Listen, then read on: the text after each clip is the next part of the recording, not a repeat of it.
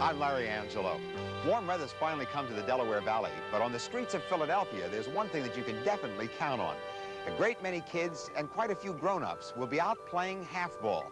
And this evening, Fast Eddie Greaves is going to give me a lesson in the history and practice of half-ball. First, here's Teresa Brown with the rest of this evening's magazine. Teresa? Thank you very much, Larry. Also on this evening's program, we're going to be taking you to the Appalachian Trail. It stretches for more than 2,000 miles from Maine to Georgia, and there's an organization, the Appalachian Trail Conference, which is trying to save it from commercialism. In our home department this evening, Dr. Steve Radbill shows us how to give medication to our animals. In our leisure department, Liz Matt introduces us to people who can take us for scenic helicopter rides all over the city. In our health department, Dr. Jim Wasco talks about allergies that may develop and how to recognize them. And in our discovery department, Mark Forrest discovers a store that sells miniature furniture. Most people know Fast Eddie Greaves through his appearances in evening's discovery department. But not so many people know that Fast Eddie is not only the commissioner, but the czar of the World Half-Ball League. And about this time last year, I met Fast Eddie on the streets of South Philadelphia to get a brief history of this great Philadelphia street game of half-ball and to witness one of the regularly scheduled games between Shippen's Bar and Mother Teresa's restaurant. Fast Eddie Greaves is a hard man to classify. Government agencies and businesses call on him to organize special public events. So he tends to be where the trendy things are happening. Say a dress-up society party, or having his portrait painted by a popular Philadelphia artist. Ed likes to clown around and put people on a little, but in his heart, he loves the game of his childhood. Before I call my plastic surgeon in for a consult. Watch your head on the left. My God, it's the young Wendell Wilkie. As the czar of half-ball, Ed claims to know the real history of the game, and he told me to meet him on a street corner for a lesson.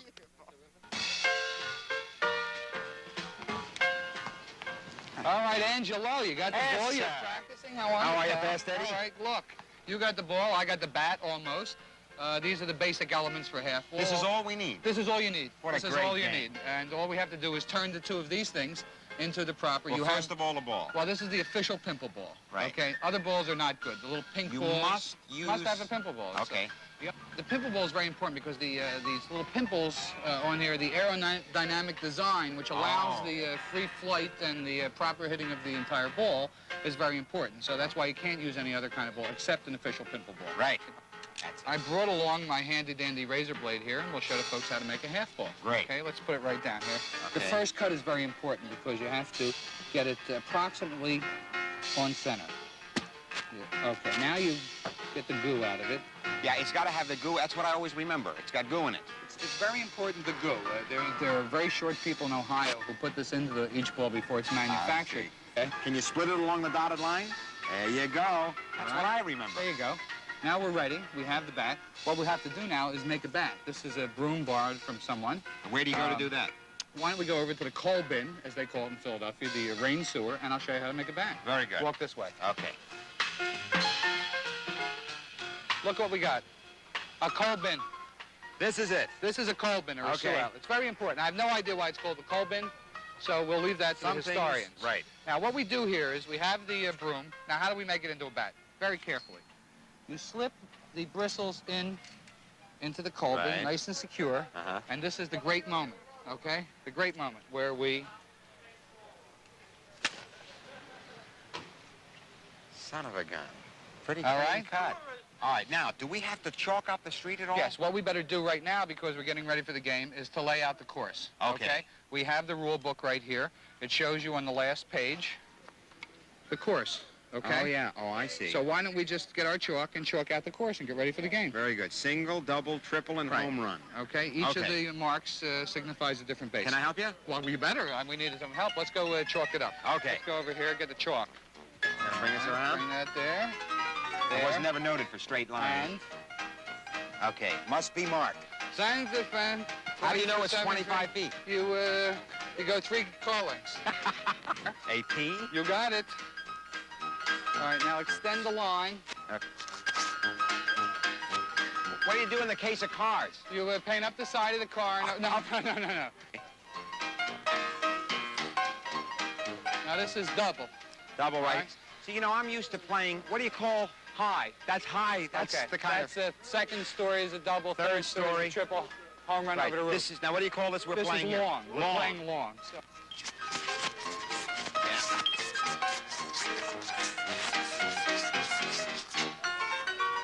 They win. That's it. All right, now we have the visiting team, Right. Mother Teresa's, Mother Teresa's. and the home team is Shippens. Shippens. And we have first inning. Is there any official calling the team? Yes, we're ready to play the game. We'll get the teams. Put down the beer. Let's play ball. All right. How you doing?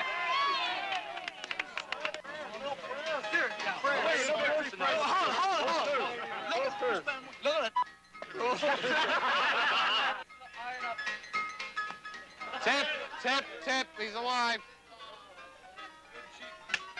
All right, single. Once it gets past the thing, it's a single. Man up first, 2 outs. You stay on the side, you stay off to the side. Come on. There's no drinking on the field.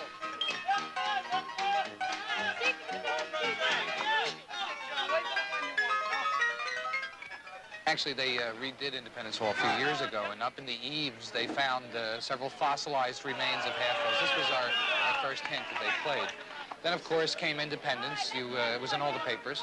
And it wasn't again until many years later, Abner Doubleday, who was the coach of the old Coopertown Caps of the old Continental Half-Ball League.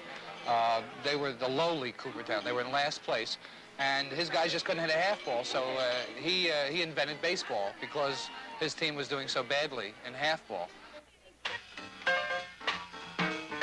People who have to pretend they're adults all day, at night or on weekends, like to be silly. And it's silly. And it's women play it as well as men. We had some women here who got some very strong, solid hits today. Women have won games. Women have gotten the only hits in some games.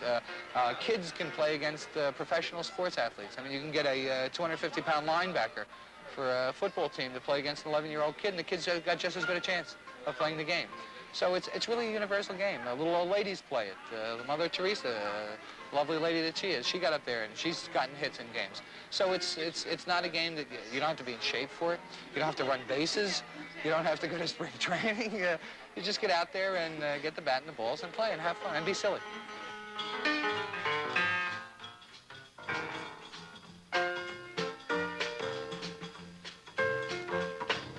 You know, Fast Eddie takes some liberties with half-ball history, but I think he's right about one thing. It really is a game for everybody, and I like it because it's a game that doesn't require a lot of expensive equipment, and that's the way it should be. In a minute, we'll visit Evening's Departments. Liz Matt is going to show us a place where we can all take scenic helicopter rides.